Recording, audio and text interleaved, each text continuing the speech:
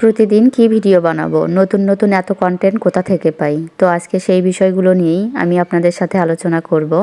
তো আসসালামু আলাইকুম সবাইকে। সবাই কেমন আছেন? আশা করছি সকলেই অনেক ভালো আছেন। আলহামদুলিল্লাহ আমি অনেক ভালো আছি। প্রতিদিন কি ভিডিও বানাবেন বা কোন কন্টেন্ট নিয়ে ভিডিও বানাবেন, তার জন্য করে আপনি যেটা দিয়ে আপনার কন্টেন্ট তৈরি করতে চান সেটা আপনি ফেসবুক অথবা ইউটিউবে লিখে যদি সার্চ দেন, দেখবেন অনেক ভিডিও ওখানে চলে আসবে। তো ভিডিওগুলো আপনি দেখবেন এবং সেখান থেকে আইডিয়া নেবেন। আইডিয়া নেওয়ার পর আপনি ক্রিয়েটিভিটি সেখানে অ্যাড করবেন।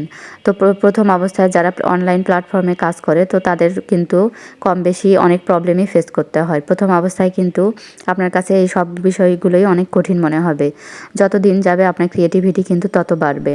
যত দিন যাবে এই বিষয়গুলোতে আপনি কিন্তু তত ইজি হয়ে যাবেন। তো আপনারা কখনোই হাল ছাড়বেন না এবং কখনোই হতাশ হবেন না, কেননা প্রথম অবস্থায় এগুলো সবার কাছে অনেক কঠিন মনে হয়। আস্তে আস্তে যত দিন যাবে তত কিন্তু সব কিছু আপনার কাছে অনেক ইজি হয়ে যাবে। মনে রাখবেন, পরিশ্রম ছাড়া কিন্তু সফলতা এমনি এমনি আসে না। অথবা আপনার মাথাতে যদি কোনো আইডিয়াই না আসে, কোনো কিছুই যদি না আসে, তো আপনি যে কাজটা করবেন সেটা হচ্ছে আপনার পেজ রিলেটেড যে ভিডিওগুলো আছে অথবা আপনার পেজ রিলেটেড যে পেজগুলো আছে অন্যের পেজে গিয়ে আপনি সেই ভিডিওগুলো দেখে সেখান থেকেও কিন্তু আইডিয়া নিতে পারেন। তো সেখানে আপনি তাদের ভিডিওগুলো ফলো করবেন এবং ইউটিউবেরও আপনি সাহায্য নিতে পারেন। সেখান থেকেও আপনি কিন্তু আপনার আইডিয়া নিতে পারেন। প্রতিদিন আপনার জীবনে কি ঘটছে বা প্রতিনিয়ত আপনি কি করছেন, প্রতিদিন কি কাজকর্ম করছেন বা কোথায় যাচ্ছেন সেটা নিয়েও কিন্তু একটা কন্টেন্ট বানিয়ে ফেলতে পারেন। অথবা প্রতিদিন যে কাজগুলো আপনি করেন সেখান থেকেও কিন্তু আপনি কন্টেন্ট চুজ করতে পারেন। আপনি কোথাও বেড়াতে গিয়েছেন অথবা কোনো রেস্টুরেন্টে আপনি খাওয়া দাওয়া করেছেন অথবা কোনো শপিং মলে শপিং করেছেন, তো সেটা নিয়েও কিন্তু আপনি সুন্দর একটা ভিডিও বানিয়ে ফেলতে পারেন।